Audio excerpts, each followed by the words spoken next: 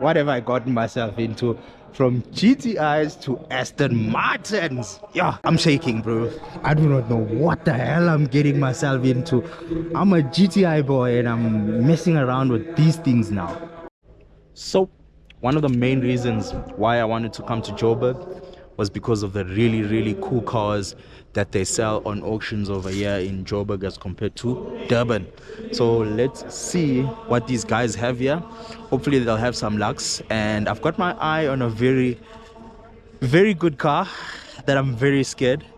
They stated it was a non-runner, but I want to try and bid for that car, see if I can be a successful bidder. That would be a very cool project. The car that I'm talking about is an Aston Martin. I want to try and bid for the Aston Martin. I don't know if I will be able to compete with the big boys, because that's a big boy car, but I'm trying to take the project builds to a whole nother level. All right, let's get it. Let's see some of the cars they have here. GLE 63, look at that. Supra Lamborghini C43 AMG Coupe bi-turbo. First things first, we need to get registered. Let's go and register. So that's the registration office over there. We are registered and we are ready to go. This is the car that we came in for. Now this is the beauty that we came to bid for. A naturally aspirated 4.3 Aston Martin with 380 horsepower and 410 Newton meters of peak torque. The interior of this car was absolutely pristine. I could not hate on this beautiful interior. It just only had a cracked windscreen.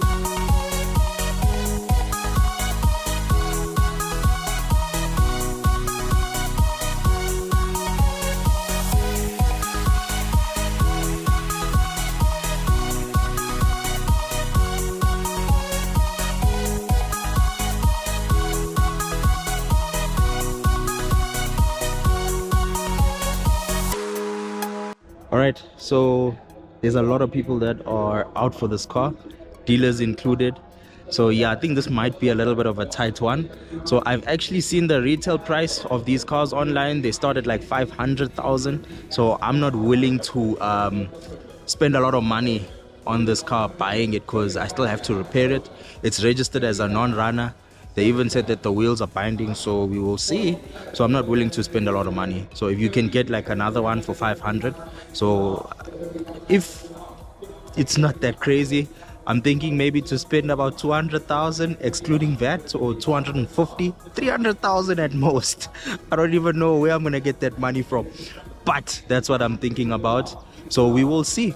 We will see how goes it, but there's a lot of people, dealers included, that are out for this car, and it's very clean, so it might go for a very high price.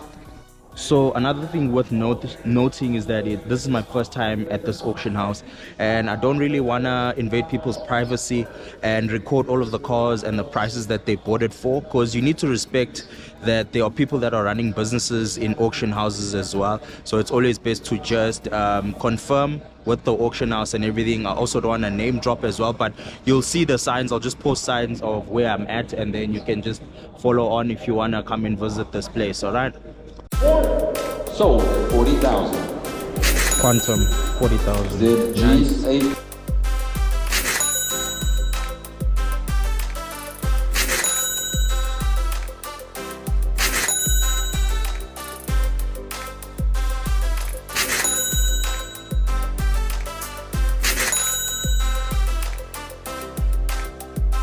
It's almost time for the Aston Martin to go on auction, go under the hammer. We're very close. So it's just about 1, 2, 3, 4 cars that are left, and then it's time for the Aston Martin. Let's see what it goes for. Now, as the moments kept getting closer and closer, I just kept seeing this car being more beautiful and more pleasing to the eye. Let me tell you something about an Aston Martin. These cars are very timeless. This car is a 2008 model 4.3 V8 naturally aspirated monster, and it looks so good. To tell you the truth, my mind was already made up.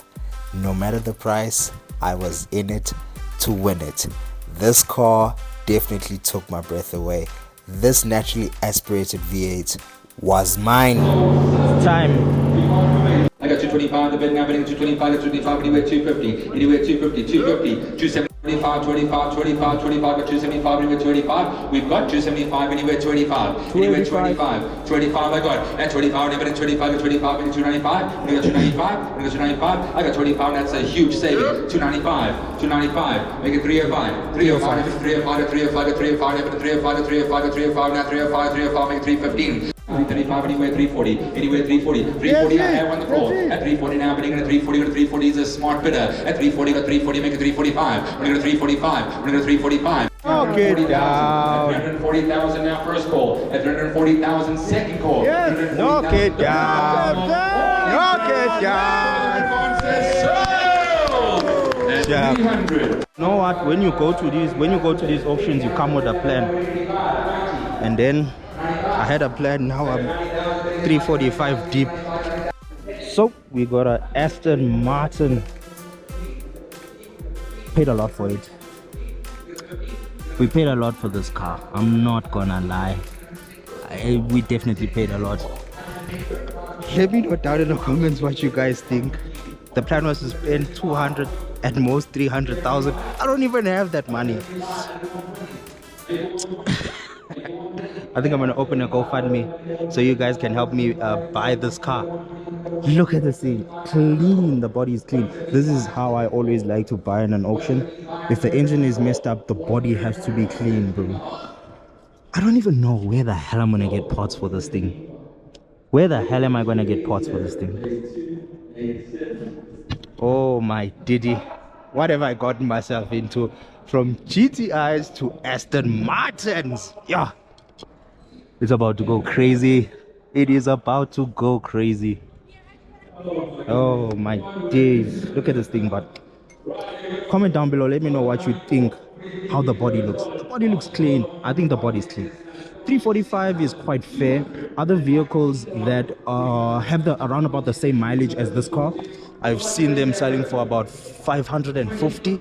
So 345 is fair, including VAT. I think that's almost about close to 400 grand. I might spend some money on it as well. I'm shaking, bro. I do not know what the hell I'm getting myself into. I'm a GTI boy and I'm messing around with these things now. Any Aston Martin specialists, please comment down below, because I'm gonna be needing help on this car. What the hell have I just done? This is crazy. A whole Aston Martin. Yeah. Resemblance, my G. Yeah. Oh, the Natus is ready. Thank you. Mambo. Mambo's the guy. You see, Mambo. Yeah. So how's it, guys? It is a brand new day, and today I'm going to fetch the Aston Martin. So yesterday I couldn't collect the car after I bought it because this is my first time buying a car over there at that auction house. So they need to screen you first before they hand over the vehicle to you. So there is a screening process that they need to go through before they even let go of the vehicle. All right, so let's talk about a couple of things. All right, so the first thing is that this Aston Martin was sold as a non-runner. So a vehicle is sold as a non-runner if it is not drivable. So that car is not drivable. So another thing is that I heard from the guys was that I didn't do much homework on this car before I bought it, actually, which is something that is very bad, and that's something that I normally never do.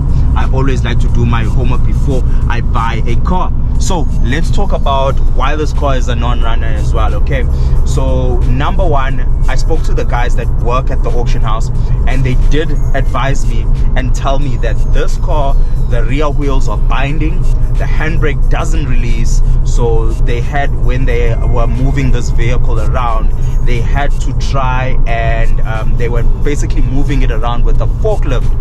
Yo, imagine that, a whole Aston Martin on a forklift. So I did find out something about Aston. All right, sorry about that. I had a very important call.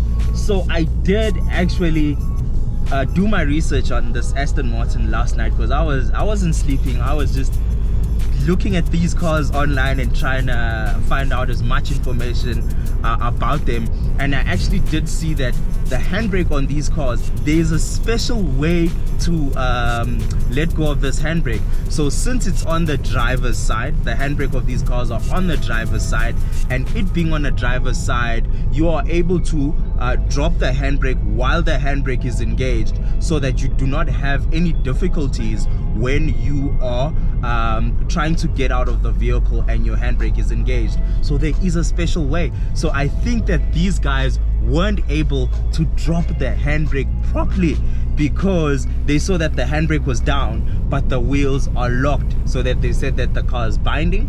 So I really hope that that is the case.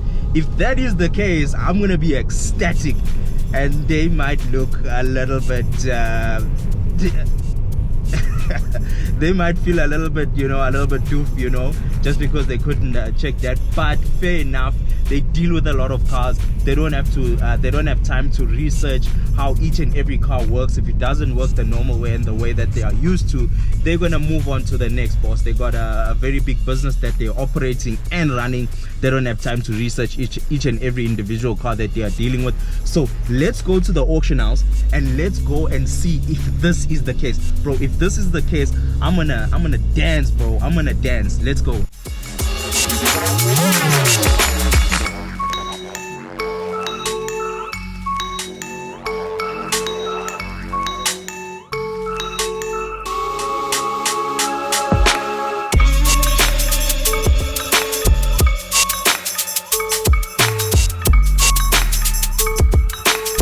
Alright, we are pulling in right now to the auction house, and some people are actually fixing their cars before they even go. Look at this guy. He's got tools, oil, everything, boss. He's working on the car. He's working on the car before he even goes. So yeah, let's just sign in and let's go check in on our car. Right, we are going in now. I just want to interview one guy for you guys that works here, that is going to explain what is going on with this car, just so that you guys don't think that I'm pulling your leg. Okay, so let's go. So this is the handbrake that I'm talking about over here. So it just becomes flimsy like this, so that you are able to come out. It's not all the way up. So you said the back wheels are like getting locked. It's not releasing. It's not, so the handbrake doesn't release. So that's why you can't even push it, nothing. So you can't push it. Okay. Did you try to release the handbrake? Yeah. Zamil, and nothing. Okay. When this handbrake is engaged, it does go all the way down, like just like that. You see, it goes down. The handbrake is engaged like this. So I think maybe they thought that it's faulty because the handbrake is down like this, and even when they do try to disengage, it doesn't disengage. Right, so let's have a look at this. So as you can see over there, the handbrake is engaged. As you can see, the handbrake light, which is that one, is disengaged. So let's check something here. So open the door, you see, press it down, still engaged. But if we click it all the way to the top and you hear that small click, you press like that, it will switch off. See, so I think that's the issue that they had with this Aston Martin. So again, research with cars helps a lot. So this car was really cheap because they thought that it had an issue with the handbrake and stuff. Alright, so now since the handbrake is disengaged, we can push the car out and then push it onto the trailer, which is good. So let's push this car out of the slot and take it back to the workshop. Let's go.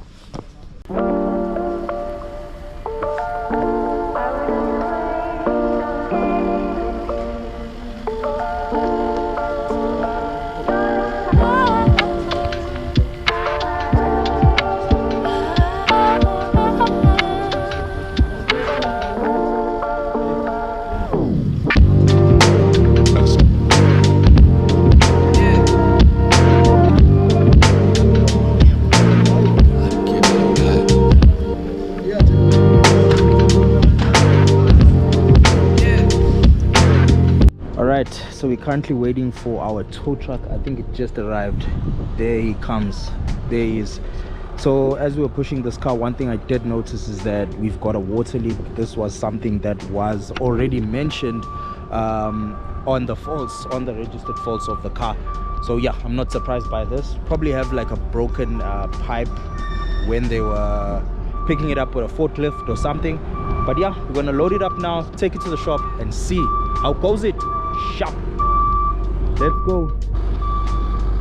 All right, we've managed to put it on the truck. It's on the way to the shop. No going back now. So yeah, this was very, very hard. It needed a lot of manpower, a lot of skill and a lot of precision as well. But yeah, we're going home now.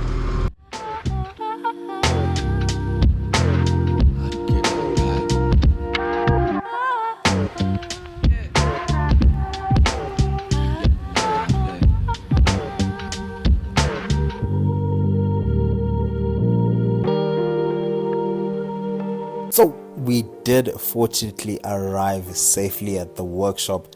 The car arrived in one piece. I was just holding my breath throughout the whole journey. So guys, please comment down below. Let me know if you want to see the full journey of this Aston Martin V8 naturally aspirated engine rebuild. I would love to share the whole journey with you guys. So make sure you do subscribe and you follow this journey and you see what happens next.